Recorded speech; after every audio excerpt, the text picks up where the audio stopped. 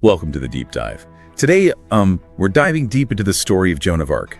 You sent us her Wikipedia page, so I'm guessing you're at least a little intrigued by this whole peasant girl turned military leader thing. And trust me, her story is even wilder than you might think. What's fascinating about Joan of Arc is that her story isn't just about her. It's about France teetering on the brink during the 100 Years' War. Imagine a nation ravaged by endless conflict with England. Morale completely shattered. This context is key to understanding why Joan's arrival was so impactful. It's like the classic underdog story, Yeah. but on a national scale. So set the stage for us. What was life actually like for people living through this period? France in the early 1400s was a nation deeply divided and constantly under threat. The very soul of the country was up for grabs. This wasn't just about land or power. It was about the survival of a nation. And that's where Joan enters the scene. A young peasant girl from Domremy, a tiny village caught in this tug of war. Now, you sent in the Wikipedia article, so you already know she wasn't just witnessing this war. She claimed to be receiving divine instructions on how to end it. What do we know about these visions, and why would people at the time have believed her? Joan claimed to be guided by Saint Michael, Saint Margaret, and Saint Catherine, figures who would have held immense weight in the minds of medieval people. Saint Michael, often depicted as a warrior angel, was incredibly popular in France at the time, seen as a protector against evil. So invoking him probably wasn't just a coincidence. It's like she knew exactly who to call on for authority. Precisely. And the female saints, Margaret and Catherine, represented unwavering faith in the face of oppression.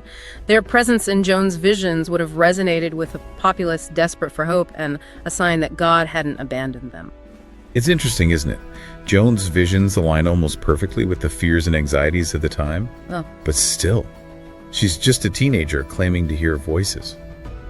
What was it about her that convinced people to look past the seemingly outlandish nature of her claims? It wasn't just what she said. It was her unwavering conviction and the risks she was willing to take. Joan wasn't content to sit back and wait for things to change. She journeyed to Vaucouleurs 3 times, determined to convince the local commander to take her to the uncrowned King Charles VII. Wow, talk about persistence. You get told no once, maybe twice, and you kind of get the point. But 3 times, that's dedication. Exactly. And this unwavering belief, this refusal to be dismissed, is what eventually caught the attention of Charles VII's court. And even then, they weren't easily persuaded. They put Joan through a series of tests, almost like trials themselves, to determine the legitimacy of her claims. It seems like they weren't going to just take her word for it. They needed proof. What kind of tests did they put her through?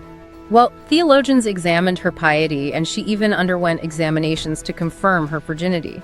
Remember, prophecies about a virgin savior were swirling at the time, so this wasn't just a matter of confirming her piety, it was about seeing if she fit this larger narrative of a divinely appointed savior. So they weren't just looking at Joan. They were looking at how she fit into a much larger picture.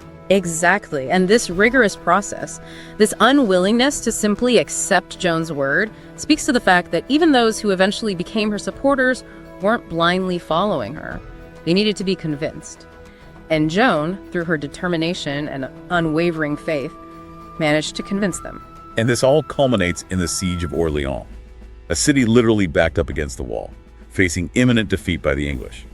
Joan arrives with her now famous banner, and it's here that she really steps into her role as a military leader. The Siege of Orleans is a pivotal moment in Joan of Arc's story, and in the 100 Years' War itself, what many people might not realize is just how strategically important Orleans was. It wasn't just another battle, right? Yeah. The Wikipedia article you sent in made it sound like if the English took Orleans, it would have been a domino effect for the rest of France. Exactly. Orleans was a gateway to the south, and if it had fallen, the English would have had a clear path to the rest of France. Joan's arrival, her charisma, and her almost unbelievable military insights rallied the demoralized French troops. She understood, perhaps intuitively, how to use strategy and symbolism to her advantage. From what I'd read before, I always pictured Joan as this incredibly inspiring figure, leading the charge with her banner. But to hear she was advising on tactics and troop movements, that adds a whole other layer to her story. Can you give us an example of a specific military insight that she had?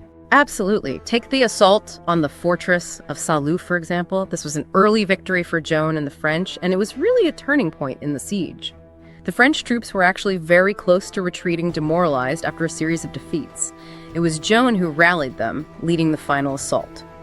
What's remarkable is that she herself was wounded in this attack, but continued to urge her troops forward, even while injured. This victory at Saint-Lô, secured with Joan's direct involvement, cut off English supply lines, and shifted the momentum of the entire siege in favor of the French. That's amazing. It really illustrates how she wasn't just a symbolic figurehead. She was a presence on the battlefield, actively involved in military decision-making. And after Orléans, things escalate quickly, right? Charles VII gets his coronation, and Joan is right there by his side. It's like something out of a movie montage. Yes, for a brief time. It seems like Joan is invincible. But history, as we know, is rarely that simple. Following the high of Orléans and the coronation, Joan's winning streak comes to an end.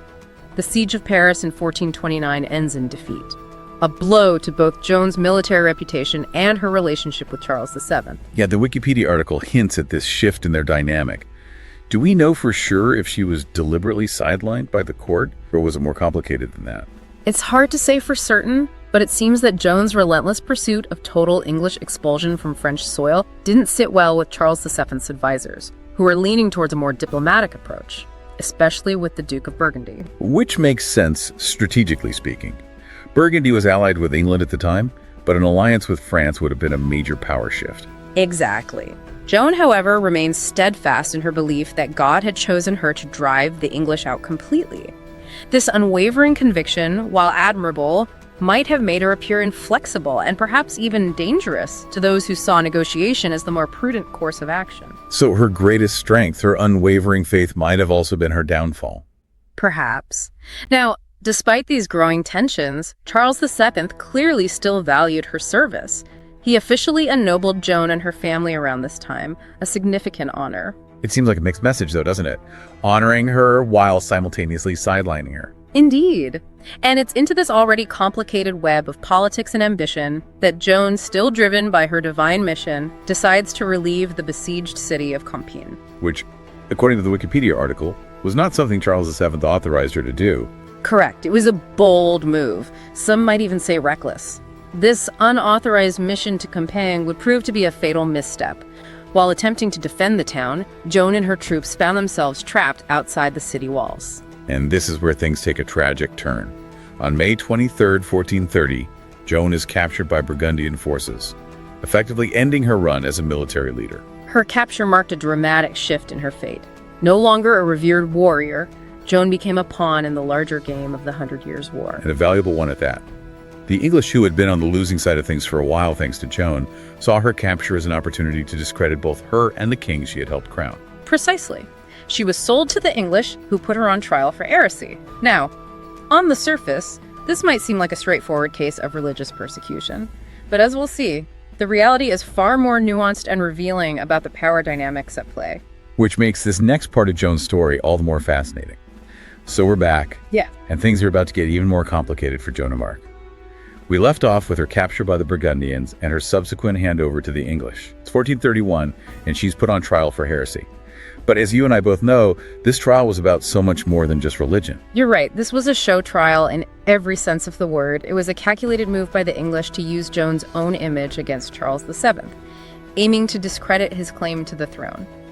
By portraying the woman who had helped crown him as a heretic, they hoped to delegitimize his reign and cast doubt on his connection to divine right. So it's fascinating because you see Joan's story shifting from one of battlefield valor to this incredibly complex legal and political drama. The Wikipedia article you sent in details how meticulously they stage managed this trial, how it denied Joan legal counsel and pressured her to recant her visions. Makes you wonder, was there any chance she could have walked away from this ordeal unscathed? It's highly unlikely. The English had too much to gain from her condemnation. The trial records are telling. They show a young woman who, while clearly intelligent and devout, was also completely out of her depth in the world of political maneuvering. Remember, the charges against her weren't just about her visions, they also focused on her attire, specifically her insistence on wearing men's clothing. This, in the eyes of the court, was a blatant violation of social norms and religious doctrine. It's hard for us to imagine now, but back then, wearing clothing associated with the opposite gender was seen as deeply transgressive. Exactly. It challenged the established social order, which saw clothing as a fundamental marker of one's place in society. For Joan to don men's armor, to fight alongside male soldiers, was not just unusual, it was considered blasphemous. It fed into the accusations against her, making her seem even more dangerous, a threat to the very fabric of society. And in the end, Despite her initial defiance, she does recant, doesn't she? She does. Under immense pressure and facing the very real threat of being burned at the stake, Joan agrees to renounce her visions and adopt more feminine attire. However, this moment of apparent victory for the English was short-lived. According to some accounts, shortly after her recantation, guards allegedly placed men's clothing in her cell, almost as if they were setting a trap. Whether this was a deliberate act of sabotage or a genuine mistake is still debated by historians. Either way, Joan was found wearing men's clothes again. You have to wonder if perhaps on some level, she realized the futility of her situation, the inevitability of her fate, and made a conscious decision to reclaim her identity, even if it meant certain death. It's a haunting thought, isn't it? That this young woman who had risen from obscurity to lead armies and crown a king was ultimately undone by her unwavering belief in her divine mission. Her relapse, whether intentional or not, sealed her fate.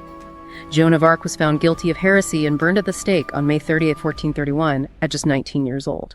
It's a tragic end to an extraordinary life. But what's remarkable is that even in death, Joan's story refused to be silenced. It really is incredible how her image has been reinterpreted and reclaimed throughout history. Yeah. She's become a symbol of French nationalism, female empowerment, religious piety. It's almost as if everyone finds something in her story that resonates with them. Yeah. And that's what makes Joan of Arc such an enduring figure. She defies easy categorization. Was she a saint or a skillfully crafted symbol? A military genius or a pawn in a much larger political game? The truth, as with most historical figures, is probably a bit of both. Even today, centuries after her death, we're still grappling with the complexities of her story, still trying to understand the woman behind the myth. And that, I think, is the power of Joan of Arc's legacy. It forces us to confront not just the past, but also our own present. What do we make of someone like her? The woman who defied expectations and paid the ultimate price for her convictions.